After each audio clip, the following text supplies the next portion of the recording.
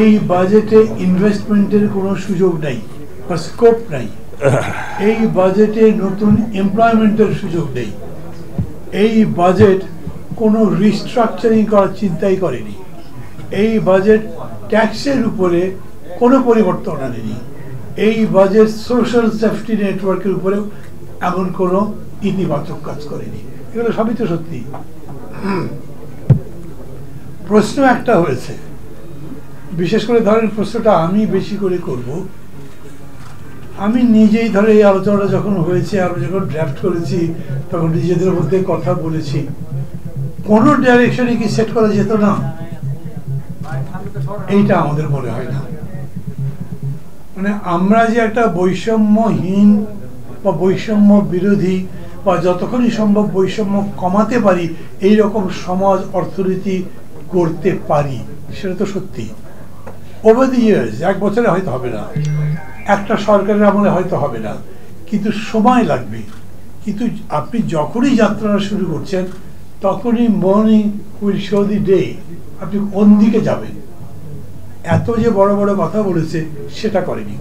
Doctor Mostaq বললেন না, এরা সবচেয়ে বেশি সংস্কার করে, অথচ বাজেটের মধ্যে কোনো সংস্কার নেই, অর্থনীতিতে কোনো সংস্কার নেই, টাস্ক ফোর্সের কোনো দাম নেই, পুলিশের কি সংস্কার হবে সেটা আমাদের জানতে দেয় না, শিক্ষার উপরে সংস্কারের প্রস্তাবনা নাই, কোনো কমিটি নাই।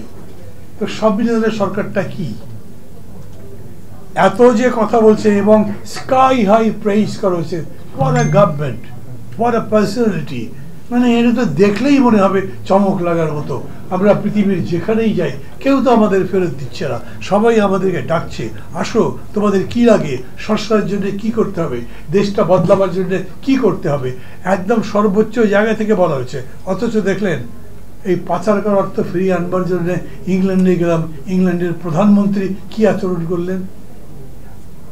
উনি ঠিক করেছেন নাকি আমরা যে গেলাম কোনো কথাবার্তা না বলেই গেছি? কিরকম করে কি হলো সব কিছু দেখে এখন এই প্রশ্ন করা যেতে পারে। এই যে ওই কারণেই না জানেন, আমি আগে আপনাদের বলেছিলাম বর্তমান রাজনৈতিক পরিস্থিতি বিষয়টা যুক্ত করেছি। আমরা প্রত্যেকবার যখন এটা করি তখন শুধু বাজেট বলি এবং আমরা সবসময় বলি কল্যাণ রাষ্ট্র গড়বার আলোকে বাজেট কেমন হয়েছে, কিন্তু এইবার রাজনীতির কথা বলেছি এই কারণে, একটা বিখ্যাত কথা আছে, politics is the commander of the society. অর্থনীতি বলেন, সংস্কৃতি বলেন, ক্রীড়া বলেন, যাই বলেন, রাজনীতি তার নিয়ন্ত্রক, রাজনীতি তার পরিচালক, রাজনীতি তার মেন্টর।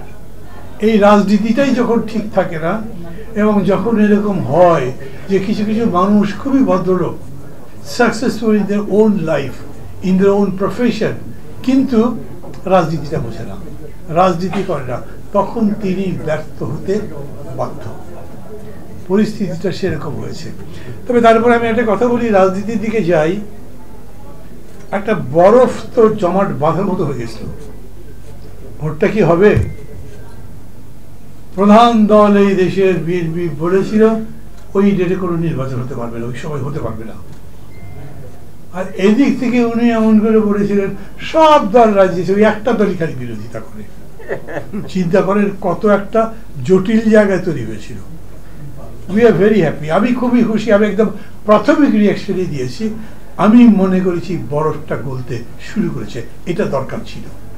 আমি যে সংস্কার বলছি, বিচার বলছি, যাই বলছি, কেন বলছি? কারণ আমি গণতন্ত্রে যেতে চাই, স্বৈরাচার উৎখাত করতে চাই। স্বৈরাচার উৎখাত হয়েছে, গণতন্ত্র নির্মাণ করতে চাই।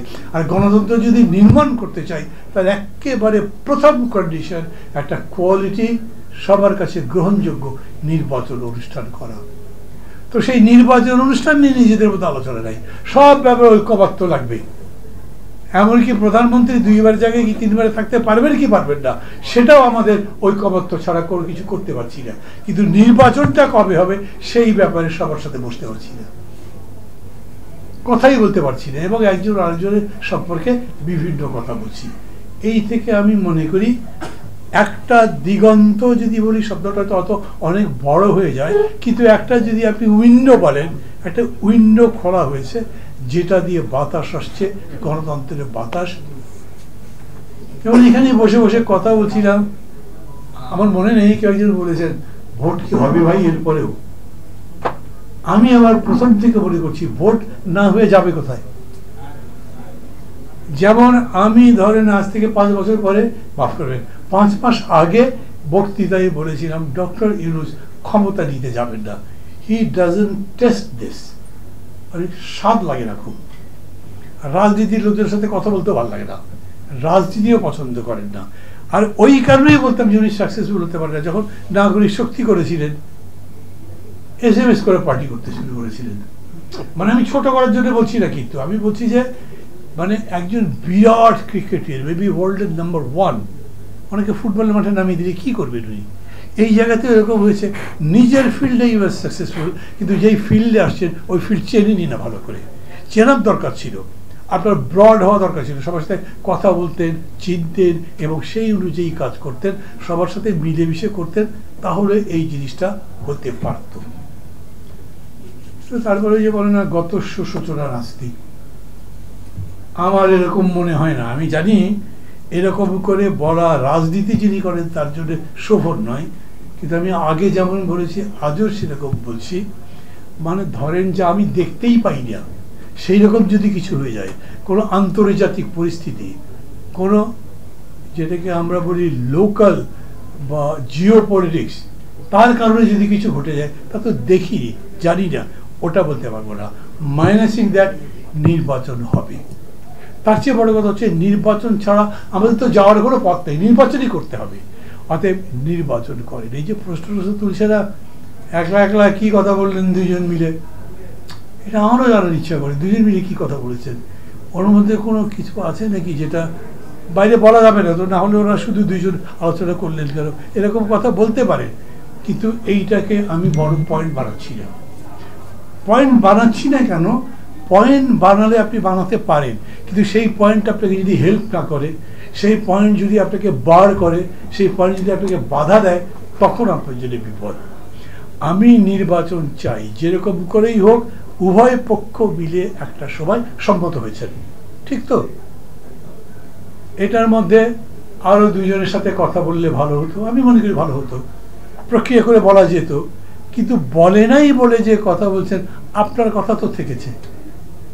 ফেব্রুয়ারি তো আপনি বলেছিলেন, এখন আপনি যেতে পারেন আমার সাথে আলাপ না করে কেন বলেন? আরে ভাই আলাপ করবো কি, আপনি তো বলেই দিয়েছিলেন ফেব্রুয়ারি, আমি তো ফেব্রুয়ারি করেছি, তাহলে বলবার দরকার কেন লাগছে? এই কারণে আমি বলছি এই বিতর্কগুলো তুলবার ব্যাপার নেই।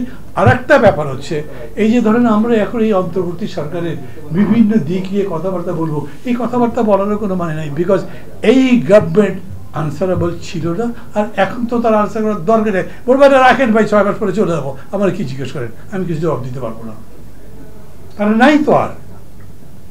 এখন একটা সংকট হতে পারে যে এই গভর্নমেন্ট যে 6 মাস পরে নাই, তাহলে এখন কি চলবে? এইখানেই আমাদের সবার দায়িত্ব। আমি আবারও বলি, এখন এই সরকার আছে যেমন বলবেন, তেমনি এই সরকার থেকেও নাই, তাও যদি বলেন তাহলে আপনাকে কেউ কন্টেস্ট করতে পারবে না। কোনো ইনভেস্টর তো আসে নাই, ইনভেস্টর আসবেও না। তখন বলেছে, এখনো বলছে, ওরা কয়দিন থাকে তারপরে কে আসে, তারা কি করে জানি না, তো আমরা কোনো দায়িত্ব নিতে যাব? তো এখনো পুলিশ সাহেব দেখলো যে হ্যাঁ এই কাজটা ঠিক হয় নাই, কিন্তু তাকে আমি অ্যারেস্ট করতে যাব, কয়দিন পরে উনি যদি ক্ষমতায় আসে তখন আমার জানি কি হয়। ভাই থাকবে, এটা পার হয়ে যাক, তারপরে করব।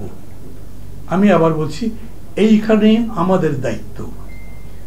আমি কতখানি আশাবাদী সেই কথা বলবো না, কিন্তু আমি আশাবাদী হতে চাই, কারণ আমার আশাবাদী হওয়ার কোনো বিকল্প নেই। এত বড় অভ্যুত্থান, বিশ্বকাপের একটা ব্যাপার, সাবাস বাংলাদেশ, পৃথিবী অবাক তাকিয়ে রয়, ওই কবিতা তো এখন সত্যি হয়েছে। এবং সেই কারণেই এই পৃথিবীকে আরো চমক দেওয়ার জন্য, এই পৃথিবীর কাছে সত্যটা আরো প্রতিষ্ঠা করবার জন্য আমাদের বাকি কাজটাও করতে হবে। এই যে একটা কথা জানেন আমার মধ্যে খুব স্ট্রাইক করে, যখন কেউ বলে আচ্ছা কি জাস্ট একটা ইলেকশন, এর মধ্যে কোয়ালিটিটিভ কোনো চেঞ্জ হবে না, তাহলে এতগুলো মানুষ জীবন দিল, তার কোনো মূল্য নাই।